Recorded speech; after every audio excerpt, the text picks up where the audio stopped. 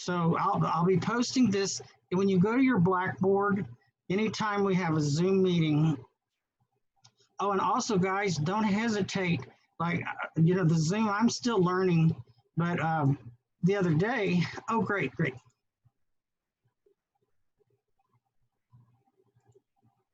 So the other day I was talking, and then finally Maribel said, Dr. Purrier, is the screen supposed to be showing us something? And so I'm still learning just the Zoom. So if I'm talking about something and it doesn't seem to make any sense, let me know. I think I've got it done. I understand it now correctly. So Cindy, I was going to see if we're arranging for the lab times. Will you be able to come from 8 to 10 on Tuesday and Thursday?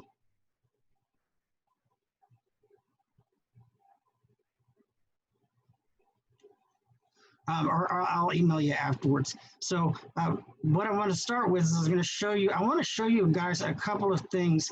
Now, first of all, we have 10 students in our class. We had 9, and then 3 have gone on to their externship. Then we have 3 transfers and a new student. So the 3 transfers, 2 are from San Antonio, 1's from New Mexico. And I didn't have very much information, so I'll actually be learning more about you even when we meet on Tuesday. But one of the things is the Navigator Plus. It's a resource that you guys have access to use, and we do use them for assignments, but it's also for your benefit. There's all kinds of practice exercises or flashcards or things you can do to help reinforce what you've studied or what you're learning. And so it's one of those things that people have limited time, especially if you go to school and you're working. But the more time that you have to invest in your own education, and that's the stuff that we can only cover so much in a classroom. The other time is what you do outside of the class, like memorizing drug names, memorizing the conversion equivalents. I can tell you something, I can write it down, I can give you a handout, but actually memorizing it, that's going to take your investment of time. And so I wanted to show you with the Navigator Plus. I want to make sure that everybody is using their Navigator Plus. So after this meeting, if anybody, I think Jasmine, I sent you the activations. I don't know if you were able to activate, but I'll check with you after this. But this is just to show you in the calculations. So if you go to your calculations course and you scroll down, you'll see that today we have an assignment. You're just going to be taking a quiz in chapter 5. So you'll go here, you'll take the quiz, and after you take your student exam, take a picture of your score and submit it through Blackboard. And because of the 3 transfer students, how y'all were added, you're not in my grade book. So I'll need y'all to either send me your score or take a photo of it. But what I wanted to show you here in the household measures. So anybody that's still learning the household conversions, so that's where we talk about a teaspoon is 5 milliliters, a tablespoon is 15, a quart is 960 milliliters. Well, there's tutorial videos, and these videos, I've actually gone and made videos, but then mine are longer, and these videos, they're great if people will just take some time to watch them. Now, if you've got them down pat, you don't need to spend the time on it. But otherwise, these are great to watch. They're very short videos. But more importantly, is like chapter 6, preparing injectable medications. So the NPTA book, it does a good job of presenting the math and giving you a couple of exercises to work through. We also have them in our calculations book. But this is a feature that is very valuable because you're able to watch it at your own pace. You can pause, you can rewatch it. But then there's these exercises. These exercises, sometimes we'll do them as assignments, but the majority of our focus the next couple of weeks is lab and the sterile compounding and non-sterile compounding. So we're not going to be having as many of these assignments, but I still want you to take advantage of. So even if we don't have the student exam as an assignment, you could still go take it as a practice. It's the questions on it, they're good to help reinforce that you've learned the material. After you submit, whenever you complete an exam and hit submit, you'll see all the correct answers. You can actually reattempt it. The whole goal, it's not just to try to go in and as quickly as possible make 100. The goal is if you take it and you miss some, you want to identify what you missed so that you can reattempt it, and then the next time you understand what you had missed.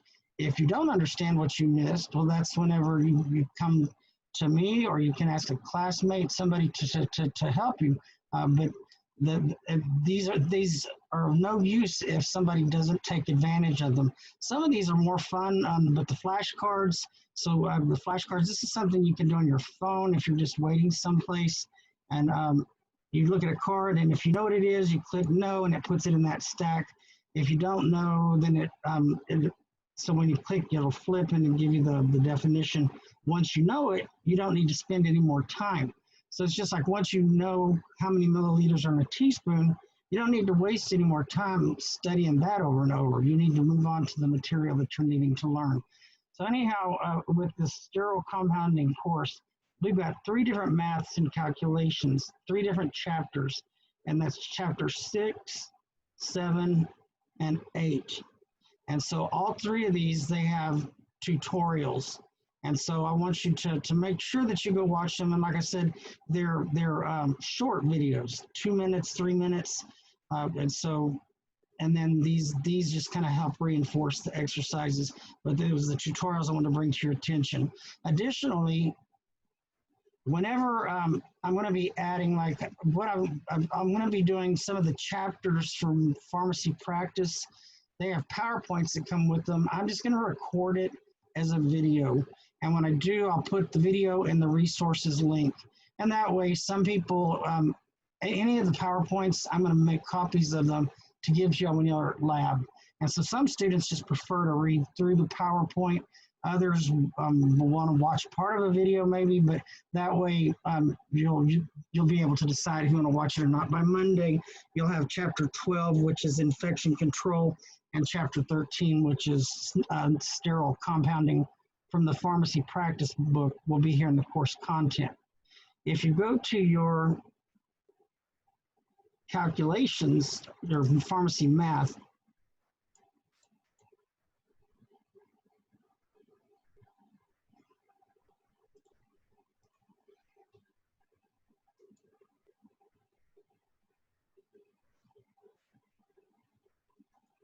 in your pharmacy math, if you go to the resources folder, there's either videos or links. This is a document, and it's got all your conversion equivalents on it. So it's just a Word document.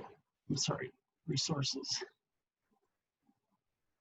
And then here, this just has a step-by-step instruction. It's in color for allegations. Also, the dilutions and concentrations. We just did that last sequence, but I know there were some people that had some questions over it. We're going to be able to review this math because it's part of the lab activities once we get started. But so these are step-by-step instructions, and I posted a step-by-step calculating dosage and IV, and it's actually it's in color. It's a pretty simplified step-by-step. So it's just something, depending on where you are in your math. A lot of you guys are doing great in the math, and so it's not an issue, but I've had some students that math isn't their strong point. But you'll see right here, this is just a sheet that I created, and it just shows you the D over H times Q, and it just works out a problem. But then further on down, it explains how to calculate how much you need to withdraw from a vial, how to calculate that dose, and then it goes into calculating your drip factor. And so I've got that. It's just in color, step by step. I also have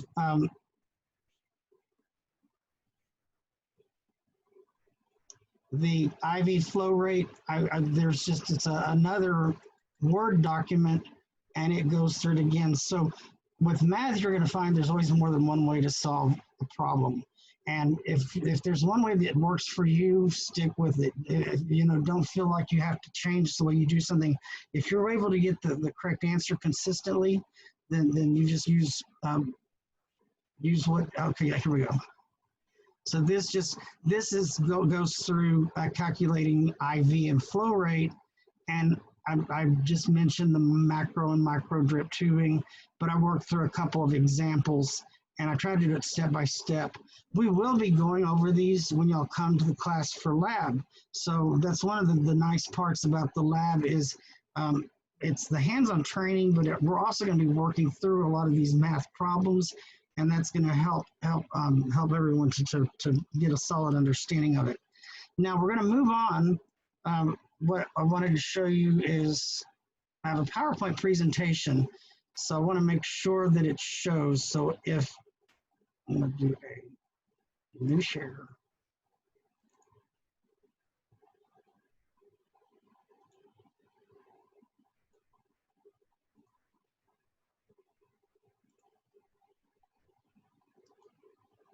Okay, so somebody let me know, do y'all see the PowerPoint slide aseptic technique? Yeah, I see it. Perfect. Okay. So what this is actually an overview, and they just put it out yesterday. MPTA, they had an issue with their publisher, and so I think most of y'all have a book. I don't think that Jasmine Young got a book because they're not publishing it anymore. But anyhow, it's an overview, and I think they have something like 700 or 640 facilities that offer their certification program through their schools. And this is just an overall, just a general overview of what's covered in the course. The thing is, it's still got mistakes in it. And what they did is they sent it out to people to proofread, to make suggestions and send back for their final revision. So right now, this is just kind of very raw, it's a basic. So this is what we're covering this course. Our outcomes, the basic of the IV drug therapy, key elements of working in an airflow workbench, the type of contamination in the laminar flow hood, how to minimize risks, both for contaminating the IV product as well as to yourself if you're handling a hazardous or even radioactive product. You're going to be learning basic manipulations to prepare sterile products, and then you're going to understand the risks of handling cytotoxic hazardous drugs. And one question that's always on the PTCE, you can count on it, but what is the document called that's required to come with any hazardous product or chemical received by a pharmacy that's compounding? And that's the MSDS, Material Safety Data Sheet.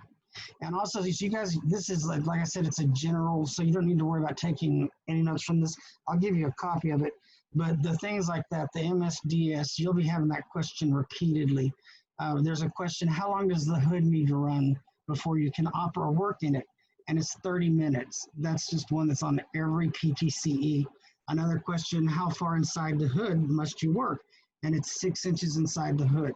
So those are things that are just, if you're a pharmacy technician and you're working with sterile compounding, you've got to know that. If you don't, you don't have any business handling sterile compounding. So that's why they are on the PTCE test. The steps in drug preparation, especially for handling the cytotoxic, and cytotoxic means that it kills cells. So any drug that's used as a chemotherapy, anti-neoplastic or chemotherapeutic agent, you're killing cancer cells, which are also killing healthy cells. So when you're handling it, you're being exposed to cytotoxic drugs. The typical ingredients in a parenteral nutrition. And so we're actually going to make a TPN, which is a total parenteral nutrition. And a lot of people don't realize this, but if someone's unable to eat and they need nutrition to be provided from another source, they actually have to do a surgical procedure, and they cut into the artery, the subclavian artery, and have to, it's a surgical procedure where they insert a catheter so that they can run the TPN. then what are the benefits of having the formal IV admixture program, and then how has 797 impacted the preparation? So I'm sure most of y'all finished chapter 1 and 2, but y'all know one of the biggest things that happened in the last decade that has dramatically affected the pharmacy practice was the New England Compounding Center 2012. And what happened to people, they just got a little bit greedy. They started something. Initially, they were doing fine. They were buying methylprednisolone powder from India. They were buying it by the ton. They would put it in little vials and they would autoclave it. When they autoclaved it, it's kind of like a pressure cooker. So it makes it so hot that it kills any kind of microorganism without inactivating the drug.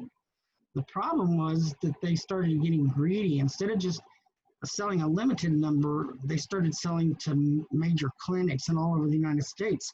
And then they didn't have any quality control going on. So nobody was really in charge of making sure the machines were working properly. They had rusty autoclaves. And to get to the point, over 800 people were affected. 171 people died. About 600 people are permanently paralyzed. And the ones that survived, it's just miserable because with viruses, you cannot cure, you cannot heal completely from a virus. So they developed encephalitis. And once they were able to get this encephalitis treated, it's just migrating to different organs through their bodies.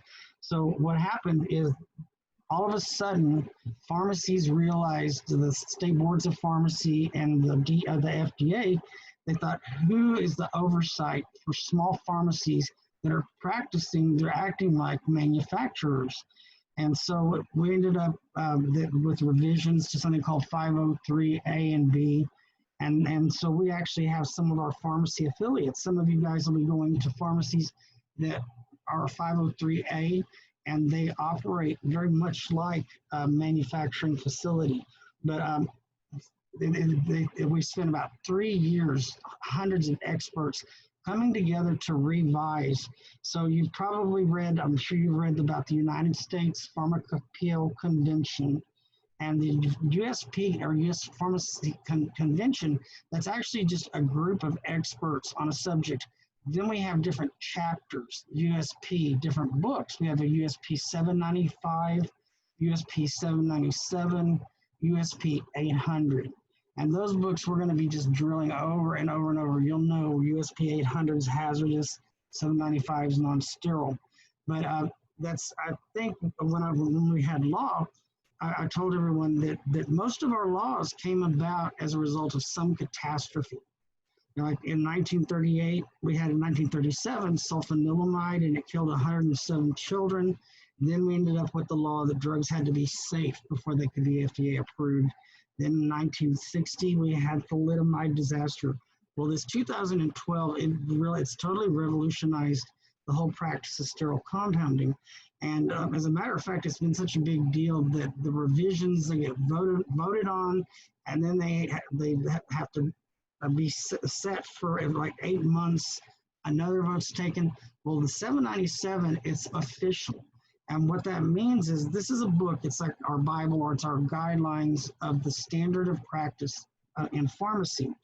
It's enforceable by law. So if a pharmacy or a pharmacy technician or a pharmacist operates and they violate the instructions, what's instructed in the USP 797, there can actually be criminal implications. So the key terms, we're going to talk about aseptic technique, a biological safety cabinet, coring, free flow protection, a HEPA filter. So, and then the rest of them, of the large and small volume parenterals, we have IV piggybacks, and then we have a total parenteral nutrition.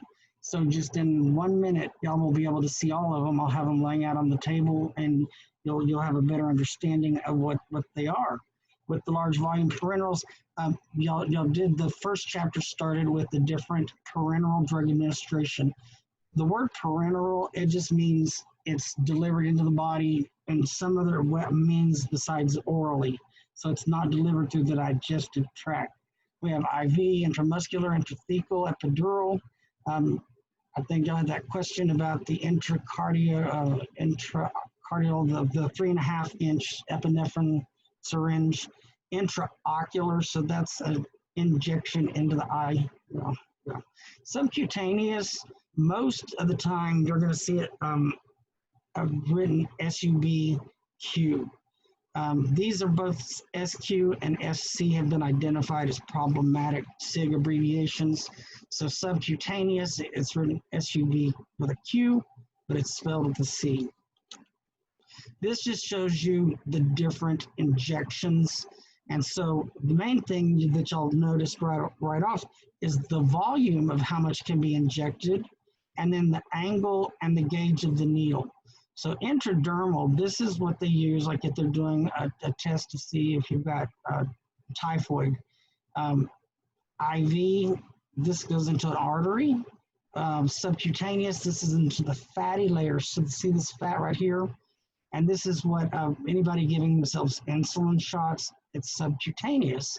Intramuscular, just goes straight a 90-degree angle, and it's going to have the largest volume, and it's going to have the largest gauge needle. With the syringes, something else you're going to see, once you'll start handling the lure locks and you start handling the gauges, it's going to be easier to remember. With the gauge on a needle, the lower the number, the bigger the gauge.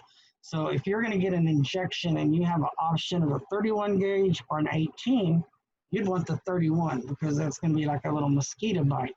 An 18, it's a large bore. So what are the risks of IV therapy? So the thing is, what is the number one, our barrier against infection for our body is our skin. And so whenever you deliver something IV, you're directly injecting something into your bloodstream, and ordinarily it wouldn't have access. So because of that, because we're bypassing our body's protective barrier, we have to consider these things that could possibly be introduced into the bloodstream. So an air embolus, if it's over 3 milliliters of air, a person can die. Bleeding, an allergic reaction, incompatibilities, and there's actually a specific definition for incompatibility. That means when you combine two ingredients, that it can actually make it become a toxic, something, a dangerous or toxic product, or it can inactivate one or affect the potency. Extravasation, that's whenever you have an injection and then some's just leaking right back out. Particulate matter, that's if the number one particulate matter is coring. So coring is whenever you stick the needle through the rubber stopper in a vial. If you stick it in straight at a 90-degree angle, you're going to get a tiny piece of rubber in there. That's a particulate matter. So one of the things that you're going to notice whenever you're working in the hood and whenever you draw something up in a syringe, you're constantly checking. You check a vial before you withdraw. Check your syringe to make sure you don't have particulate matter. Pyrogen, that's just anything that's a very vague definition, but it just means it can cause fever. And then phlebitis. So what's a phlebotomist? A phlebotomist, they take your blood. That's inflammation of the blood vessels. So the type of IV administration, there's continuous and intermittent. So continuous, that's an IV that when they'll hang a bag, and you'll see a lot of math problems. If a doctor prescribes 1 liter every 8 hours, what's the flow rate? And that would be an example of something every 8 hours, there's going to be a new bag. So it's just going to be a continuous supply of the fluid. Intermittent, that's usually whenever they're delivering something that's just needed periodically, like an antibiotic that might be given every 6 hours. You would just hang an IV piggyback every 6 hours. These are just the different type of containers, and so you'll get to see them all. The large volume parenterals, that's anything over 500 milliliters. A small volume, we have 50, 100, and 250, and they're called piggyback, and that's just because you hang them and they plug into a port for a large volume parenteral. So it's just piggybacked into the system. And we use the piggyback. So you'll see IVPB. And I even get it confused. If you see IVP, that means IV push. That means a solid bolus injection.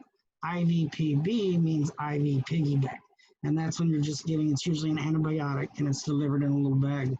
Advantage, this is just, it's really cool. It's a vial of powdered antibiotic. It has to be reconstituted, and then it's got the normal saline or the bacteriostatic water, and you twist it, and then you reconstitute it. And what that does, it allows you to have the medicines either up on the nurse's floor so that when they need it, they can reconstitute it and have it accessible. It also extends the shelf life of a product. So anytime you can have a product in the powdered form, it's going to have a longer shelf life than once it's reconstituted. Mostly you're going to see the plastic bags. They're just cheaper and they're easier to store, but something about plastic bags, one thing that's pretty interesting, there's something called an overflow. So when you see a bag that's 1 liter or 1,000 milliliters, it actually starts out with 1,050 milliliters. And so over time, you're going to be losing up to 50 milliliters. So you're going to notice anytime you're handling a bag, an IV bag, it's going to have an expiration date on it. The glass containers, they're only used, it's very, very expensive, and then they break easily. And so you only use glass for medications that cannot be dispensed through plastic. So with the large volume parenterals, they can be infused using a machine that controls exactly the rate, or they can just be hung, it's 3 feet above the patient's bed, and it's gravity that is responsible for the flow. In that case, the sterile tubing is attached to the large volume parenteral, and it's plugged into a catheter in the patient's vein. It's usually a simple solution. So the large volume parenteral, they're primarily used to hydrate somebody. And so it's dextrose D5W or normal saline. Those are the two that are most commonly used. And dextrose provides just a little bit of glucose and energy, but of course you don't use that if somebody's diabetic. And then there's some drugs that cannot be combined with dextrose, so they would be delivered in normal saline. We also have something called D5 normal saline and D5 half normal saline, so there's a combination. And there's a couple of others. There's one called lactated ringers. An additive, that just means we're adding something to the large volume parenteral. So sometimes they're just using it to provide hydration to a patient. Sometimes they'll add something, so in addition to the hydration, they're delivering a drug. Now this is what I was talking about with coring, and you can see how the needle, when you push the needle in, you're gonna push it in almost at a slight, like almost a 45-degree angle. And in one motion, you're going to put pressure down and make it a 90-degree angle. So once I'll show you, and then you'll have a chance to practice with it. I'll even have you just stick a needle in at a 90-degree angle, and you'll see that it tears off a little piece of the rubber stopper. So coring is something that's very important, and it's just a matter of how you position the needle, that tip of the bevel. Something else you'll find out with insulin. Insulin, the needles, they come from 29 gauge to 33, and the ones that are really, really fine, if you try to go in this way, it bends the needle. So with the insulin needles, fortunately, the gauge is so small that you can pretty much go in at a 90-degree angle. So we've got the continuous infusions and the intermittent injections. Then we have already manufactured large volume parenterals with additives, and that's just for things that are constantly are frequently prescribed in the hospital. These are also the kind of things, when you see in the lab, we have a crash cart. And in our crash carts, you wouldn't believe it until you start opening it up, but it just contains all kinds of things. But it's got 2 bags of each of these. And for example, if they had a code blue and they opened the crash cart, well, as the pharmacy technician, you'd be bringing a new cart up to the floor, bringing the one that's been opened down to make sure that it's fully replenished. Or depending on the system in the hospital, you'd be going up to replace whatever's taken out. And then the ready-to-use advantages. I'll show you those in a video. I think they're in the chapter 13 PowerPoint. So there's some nice pictures of those. A syringe system, it's just like an IV bag, except for it's a very large syringe. And these are used primarily, there's something called a PCA, patient-controlled analgesia. And that's where they'll pull up a certain amount of morphine or fentanyl into a syringe, or they'll dilute the fentanyl and saline.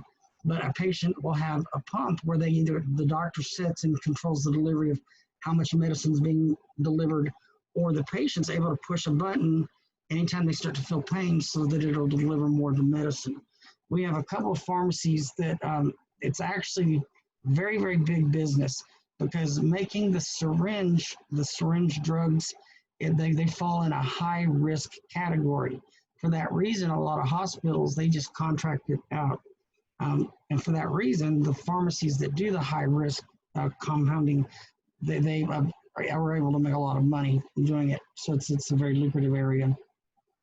And so we also have the syringes where we fill them, and we have a little cap that we put on, and that would be if something's going to be given orally or topically.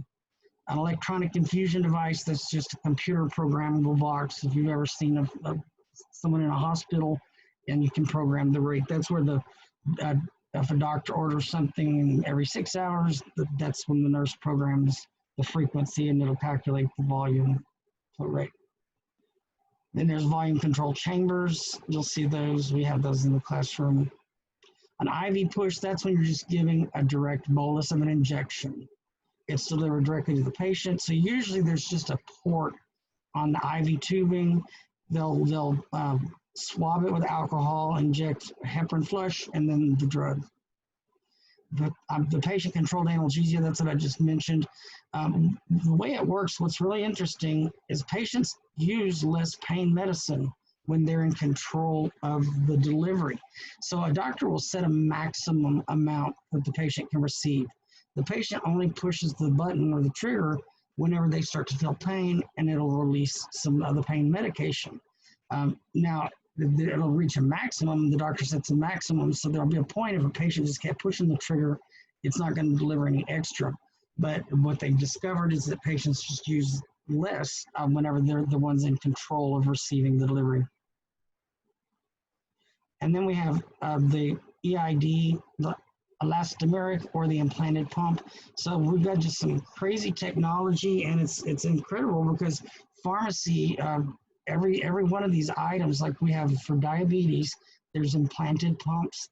There's a lot of neurological conditions, and there's medications there's implants that are placed adjacent to the spine, and they're running with the spinal cord, and they are just release intermittent dosing of, usually it's an anesthetic, but those cartridges that go in the pumps are created in the pharmacy.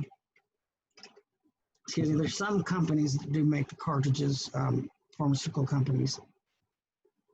I'll show you this in the classroom, just the primary IV set, that's the main line. A drip chamber, the drip chamber, that's, if you've gotten to it in the math part, you're able to calibrate how many drops per milliliter. And we have a 10 and a 20 and a 60. And by the way, so sometimes people get confused. If you're ever asked, or you're doing a calculation with eye drops or ear drops, there's 20 drops in a milliliter for eye drops and ear drops. Whenever you're talking about IV drugs, it can be 10, 20, or 60. But you usually have on the PTCE a calculation for an eye or ear drop. Just remember, it's 20 drops per milliliter. And so the macro is 10 to 20 drops per milliliter. For the most part, the hospitals all use mini drip unless it's somebody who's very elderly, fragile, or neonatal. It can be controlled. You can control the frequency of delivery. There's a little roller clamp that seals. You just roll it up. So I'll show you that. We have all this in the classroom. Peripheral is an insertion versus central. So periphery, if you think of peripheral vision, that's your vision, your outside vision. Central is talking about the core of your body. So peripheral insertion, that's whenever they're going to be inserting a catheter on the top of your hand. The only thing with the peripheral, there are some things that cannot be delivered peripherally. So there's a lot of cancer chemotherapy drugs that are too caustic. or if you have a dextrose that's over 10%, it's going to have to be delivered centrally. And centrally, it's like I said, it's a big deal. I'll show you all a photo of it. It won't be dramatic, but they literally go in surgically and they make a hole and then they make an opening and sort of portal. So central, that's used for TPNs for the nutrition, and then it's used anytime they're having to provide higher than 10% dextrose. And then with the peripheral catheters, they have a plastic, and so they're very flexible. So ideally, they'll put the catheter in the patient's on their hand and tape it up, because if a patient's in the hospital for several days, any of y'all that know Mr. Roberson, he had surgery last week, and he's going to be in the hospital for another week. But his has come out so many times, they just poked him everywhere. His hand, it looks awful. With the central catheter, it's major surgery. It's major surgery. Whenever they do this, it's for somebody who's either like they could be comatose or for some reason they're unable to receive nutrition any other route. So a TPN is not something that a doctor rushes to. It's kind of a last resort. It's usually they make it permanent port. Temporary would be if it's just a situation, for example, somebody, it was just a limited need for cancer chemotherapy, for example. And so then we just have these different catheter types. These, now we're fixing to move on to the important part, and then guys, it won't be too much longer. Heparin and insulin. Those are two drugs that you're going to learn. You need to memorize or remember. They're dosed in units. And so insulin, for example, insulin is dosed in 100 units per milliliter. There's a very rarely used regular insulin that's 500 units per milliliter. It's only used if somebody's a brittle diabetic and insulin resistant. Heparin, it comes 10 units per milliliter, 100 units per milliliter. It goes all the way up to 5,000 units per milliliter. So a lock is just a tiny, tiny amount of heparin. Heparin is an anticoagulant. What they're doing when they use a heparin flush or a heparin lock, it's because every time you're inserting a bag, something new fluid's going through, you don't want any blood to have coagulated where that portal or the catheter enters into the artery. And so it just makes sure that there's no coagulation. Now that you can understand though, in the past, the heparin, the bottles, they looked identical. The only thing different was the strength. And so it was very common for a nurse to actually withdraw, thinking she had 100 unit per milliliter, but she had a 5,000 unit per milliliter. And so that's a life-threatening error. Because of that, now heparins, they're color-coded to distinguish them. And then the needless systems, they're very, very expensive, and they're just required in certain healthcare settings. We don't deal with the final filters. This is just something, it comes with these two drugs. The manufacturers provide it with the product. So here, this is talking about the program. Like I said, this is, I think they're kind of in the developing the presentation part, but this is just talking about the program itself. So you're going to be developing and maintaining a good aseptic technique. Sterile compounding, you're going to need to understand the sterile compounding area, sterilized equipment, so maintenance of the equipment and all of the expectations, and then developing and maintaining skills needed to use the flow hood or the biological safety cabinet. So we use the word manipulating. So manipulating is just how you're manipulating sterile products without compromising their sterility. And so, for example, if like this is an ampule, and you're going to learn a whole lot of things. I tell students, especially whenever they're learning in the MA, when they're first learning how to reconstitute vials, you'll see students pounding the vial and just putting liquid into a vial and shaking it up and reconstituting it. Well, just about anybody could do that. Doing it aseptically, that's what you're training. That's why you're going to learn how to do something slowly, methodically, and then very quickly. It actually, you'll be able to do it without thinking. but you're going to have to mentally think through the process each time.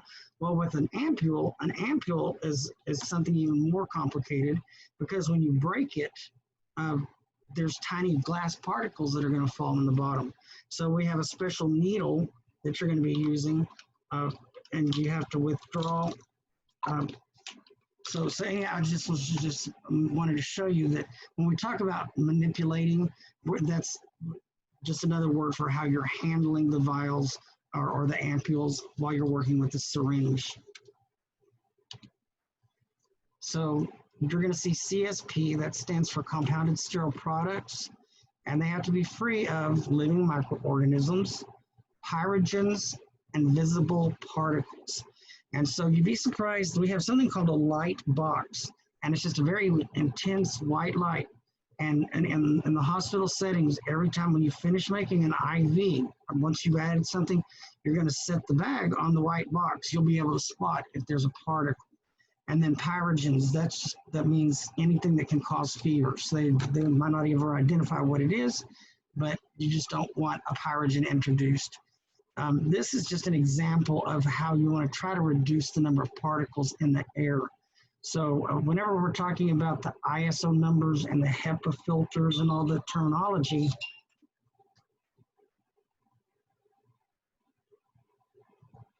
I'm sorry, so excuse me.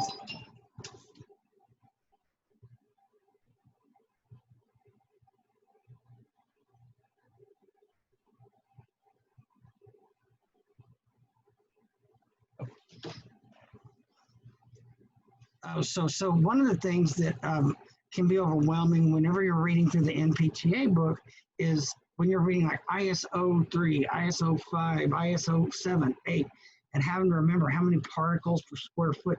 You're not going to have to memorize or learn that. What this is all about is you understanding what the filtration, why we have the filtration. What we're talking about in terms of particles. So you're going to see whenever you learn how to, the first room, the first section you walk into is an ante room. When you wash your hands, you're going to use lint-free paper towels.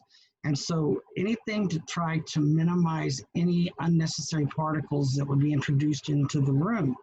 The HEPA filters, when we talk about the HEPA filters, once you start having a chance to step in one section, this is the ante room, step in the next section, this is the buffer room, work in the hood, it's the ISO 5, and you do it a couple of times, it'll be much easier to remember. The work surfaces, the rule is if it's something that's easily accessed, it's going to be cleaned at least daily. So the walls inside any facility that does sterile compounding, it's seamless. So they pour a mold. So there's no meeting of joints. There's no crack or crevice. It's just a rounded, so it's like one whole unit. But the walls and the ceilings and then shelving is cleaned monthly. And so this is it's a chore, and you have a special kind of mop, and they're disposable. But so you actually mop the walls and the ceilings. The work surfaces, you'll find out about that, but the work surfaces, they're going to be cleaned at the beginning of each shift or at the start of every new batch. I'm sorry, inside the flow hood. Outside the flow hood, it's once daily, but usually it's done with each shift change.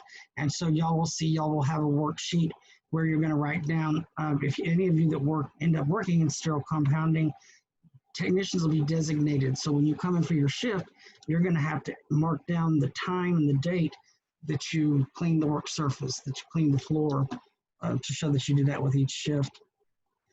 When they say segregate compounding area, that just means you want to set the compounding area outside of a heavily trafficked. You want to minimize the amount of activity or motion or movement around it. You want to filter incoming air, and that's the whole reason we have an ante room, a buffer room, and then the primary engineering control. And so you'll notice the HEPA filtration, it's an ISO 8. That's the first room. And then when you move to the buffer room, it's ISO 7. So that's preventing, now it's preventing more particles. Then when you get inside the hood, that's an ISO 5. Just to put, just so you can appreciate this, the COVID viral, COVID is 0.12 microns. And we have the ISO 3 cabinets. Those can only filter 0.3 microns. So there's very unique and specialized cabinets for anybody who's going to be working with a biohazard or a drug like that. But the greater degree of filtration, the more expensive the filter, which is why you gradually go from ISO 8 to a 7, then to a 5. A sticky mat just goes on the floor between rooms. And when y'all see the PowerPoint presentation, it actually has some really good photos, but the sticky mat will pick up any dirt that might be on the bottom of your shoe cover when you go from one room to the next. This is just an example of a typical hospital. And right here on the left-hand side, this would be your ante room. This is the ISO 8. I always tell the students, like, ante is A-N-T-E. If you take the N out, it's 8, A-T-E. Well, it's an ISO 8, so that's some way to remember it. But here, and it's not a very good picture, but there's the sink and a hand dryer. So the more elaborate compounding pharmacies, they have HEPA filtrated hand dryers. So after you wash your hands, then you go to the hand dryer to dry them off. But this is where you come in and you'll put on your garbing. The mat would be between this room and the buffer room. So the buffer room has a higher degree of filtration. It's an ISO 7. And then when you're working inside the hood, it's ISO 5. So here, remember I said 8 and 8 ATE, ISO 8. So that's where you do the non-aseptic activities. That's where you process orders. That's where you put your gowning on. It's where you handle the stock. And then the buffer room is always an ISO 7. Then the laminar airflow hoods, they're ISO 5. And I read in the book an ISO 1, but it's my understanding the finest that they have available is the ISO 3. But you can see how this right here, there's 100 particles of 0.5, and with the COVID is a 0.12. So even with incredible filtration, you wouldn't be protected from it. So the whole principle of the laminar flow hoods, it's twice filtered layers of aseptic air. I'll show you in the classroom, and we have one great big laminar flow hood. It has a filter on the top. That's the pre-filter, and that has a second filter, which is the main HEPA filter. So air is filtered twice before it comes blowing out, and it comes blowing from the back towards you. So it's filtrated air that's blowing at you, and that's why when you're working, the most important thing is that you don't ever put your hand in front of an exposed or vulnerable area. There's two types of laminar flow hoods. There's the horizontal and the vertical. The horizontal, this is the one that's right next to the sink, and you can see the arrows. This is the air blows at you. So one of the things that'll happen when you work, after you work 30 minutes in a hood, your face, it gets dried out because it's just blowing this filtered air. This is the most commonly used hood in compounding. The thing is, it's designed to protect the product from contamination. It doesn't protect you, it's blowing everything your direction. So for that reason, you're not going to ever handle a hazardous product or chemotherapy agent using this filter because it would just be blowing it at you. Instead, if for hazardous or chemo, you're going to use a vertical. The vertical, the air's filtered this way, and either it's refiltered, it's either out the building or refiltered. It just depends on what you're working with. But here, now all of a sudden, it's protecting both the product and you. It's not blowing out at you. So the biological safety cabinet, that's the one for cancer, chemotherapy, hazardous substance, and the laminar is the one, the big one you'll be working in the most. So the air moves from the back to the front. There's a blower that draws the air, and it removes the contaminants. So I'll actually show you. We'll take out the filter. I'll show you the filter. This is just another. It shows you the zones of turbulence. What that means is if I have this is the back end of the filter. So where you see the word front of laminar, that would you'd be standing there. If you set an item inside the hood, whenever it's blowing this filtered air, all of a sudden it's less and less protected. So that's why you don't ever put something behind another item. It's this air around it here is all completely filtered.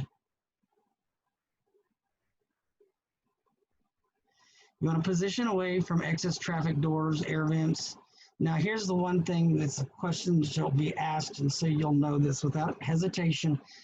How long does the filter have to run? If it's not been running, how long does it have to run before you can work in it? And that's 30 minutes. Also, how often do you clean the working surfaces?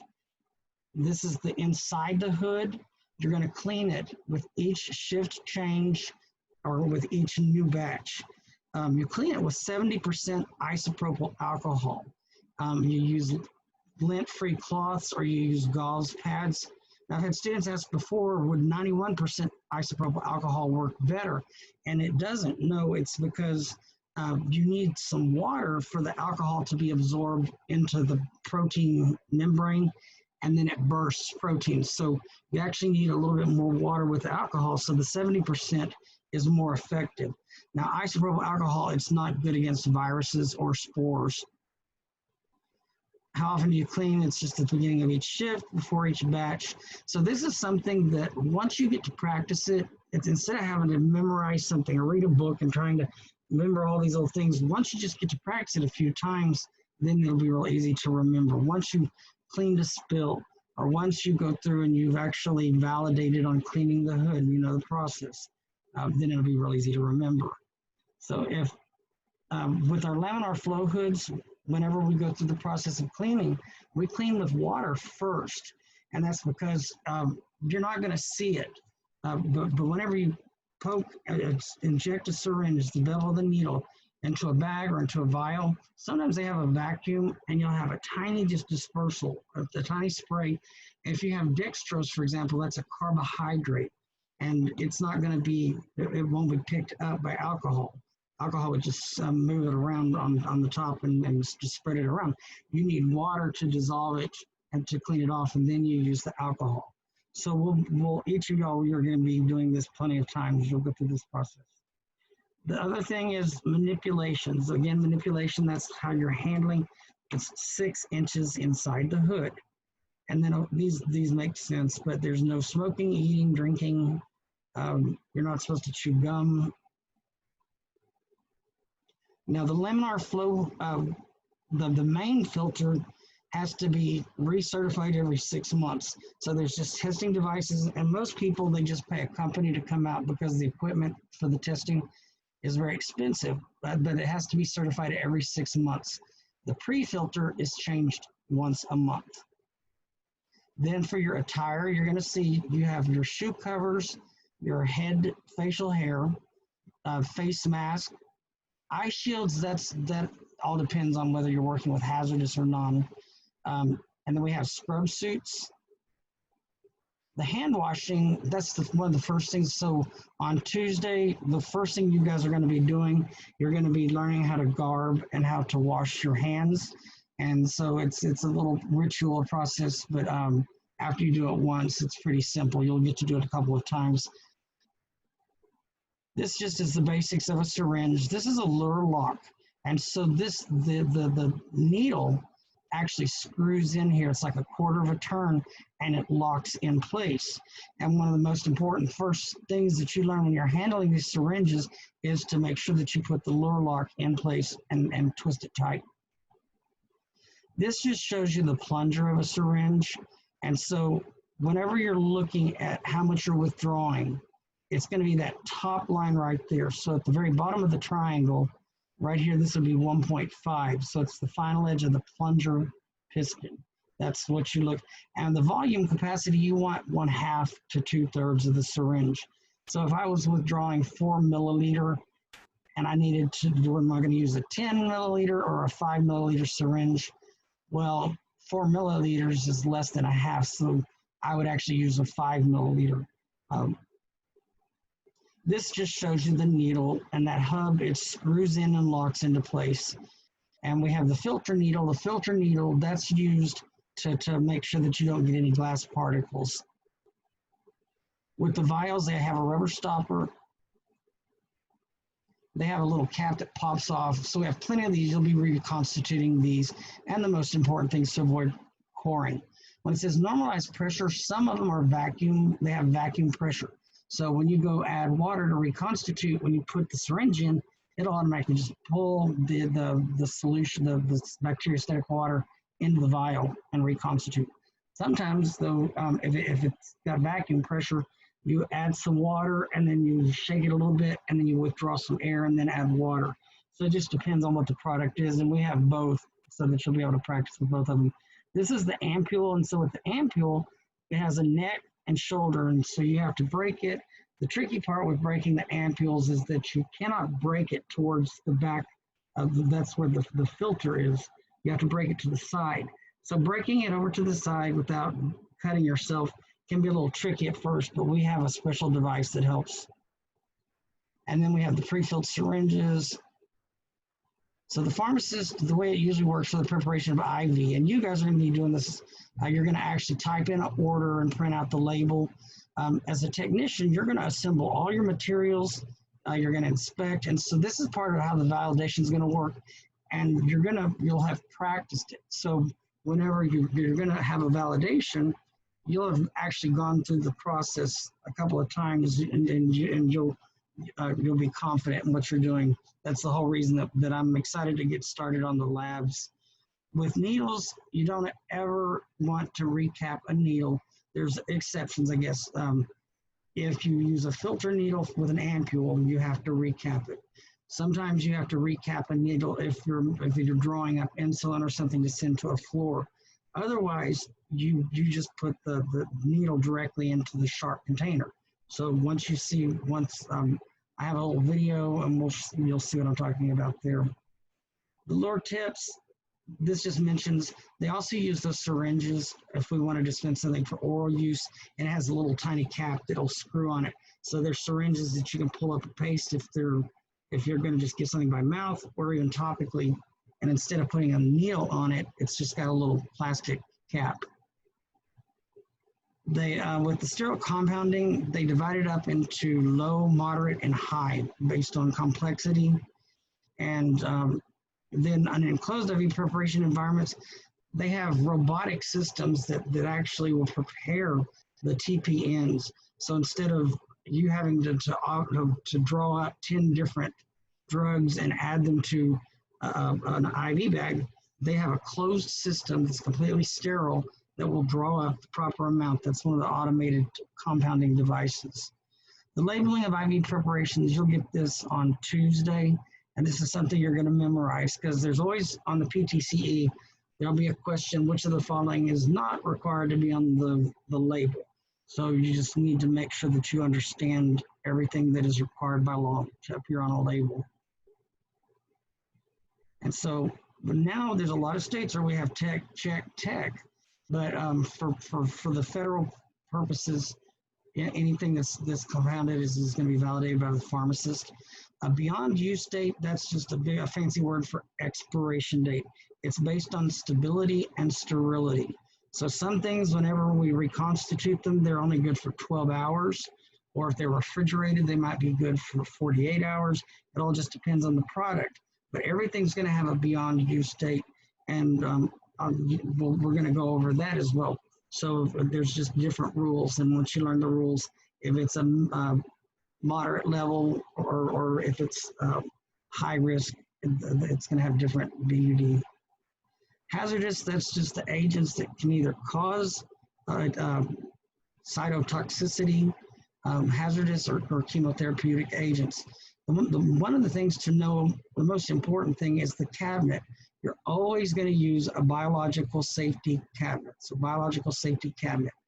We wear a different type of gown in front because it's got to be impermeable to any kind of liquid. We store the items differently. We have a spill kit. So y'all will practice with those. So we've got those. We'll be going over that. We have an eye fountain, eye wash fountain. We have a book where we have a material safety data sheet for any of the things.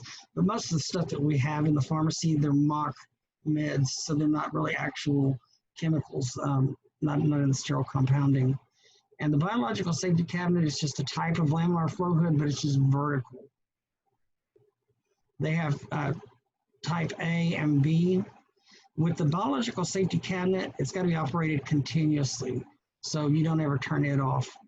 And then with them, the main difference when you're cleaning, it has to do with the order and how you clean, but there's an extra step. With the biological safety cabinets, you have to use an oxidizer.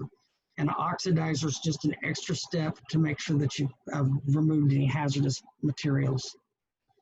So when you're preparing hazardous drugs, it's the same as other drugs, except you attach and prime the IV set before you add the drug. So once again, that's just something I'll show you whenever we're working with the hazardous products. And then we place our IV bag. We have little bags that have chemotherapy or hazardous product on them. And whenever you make IV product, that's how they'll be set to the floor. We have a spill kit. We'll be going over that. And then we're going to be making a TPN. A TPN, they have multiple ingredients. And so what it is, it's a way to provide the nutritional needs for somebody who's not able to eat. We have these, this is just pretty standard. So y'all will have a sheet that you're given, and you're going to have to calculate how much of 4 different products you're going to draw up.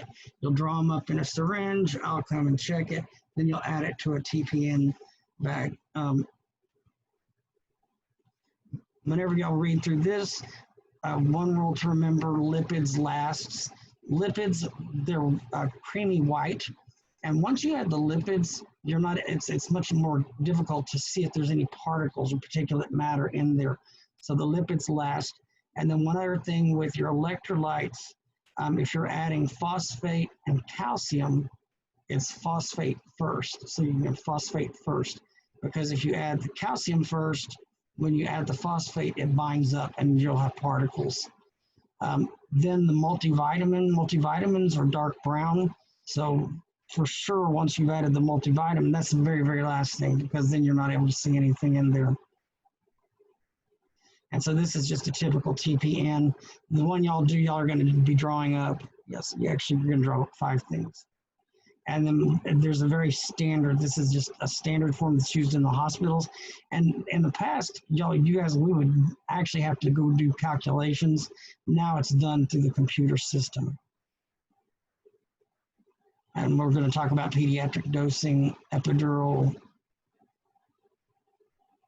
and then the quality assurance. So this is kind of the last standard. This is the final thing they're working on, but this has to do with making sure that the individual that's doing sterile compounding maintains their level of competence. And so there's something called a broth test. There's specific tests that you have to do every 6 months or at least once a year to demonstrate proficiency. One is called a serial broth dilution, and that's where you're going to withdraw 10 milliliters of soy broth. Soy broth's a perfect growing medium for bacteria. You're going to inject it in 3 different vials, and then you're going to be injecting from those 3 vials into different vials. And so you're going to be doing several different steps.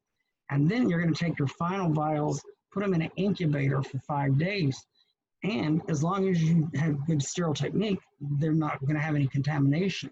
If you didn't have good technique, then you're going to have something growing in there.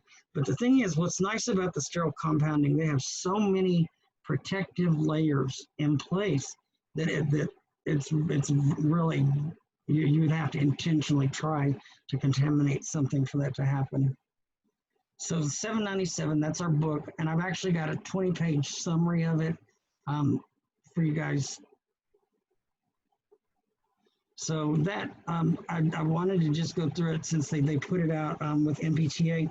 I'm going to be putting videos of the PowerPoints for chapter 12, which is infection control, and 13, but it's all the same. It's pretty much the same information that's contained in your MPTA book. So for now, for what I want you guys to do for now is just to work on completing modules. If you're good with the math and you want to go ahead and take the math, complete chapter 3, Otherwise, we'll be working on the math a lot when we're on campus. And so I've got everybody's schedule for Tuesday. So we'll probably have a Zoom on Monday morning, but on Tuesday, I've got Erica, Emily, Justin, Herlia, and Cindy at 8. Everybody else will be at 10 o'clock. And so for right now, it looks like we're going to be coming on Tuesdays and Thursdays. And then if we're able to, it'll increase. But at least we're going to be having some lab activities, and it's going to help with all the stuff that you're reading. It's going to help make a lot more sense of it and make it easier to remember. So any of you guys, anybody got a question? Any questions?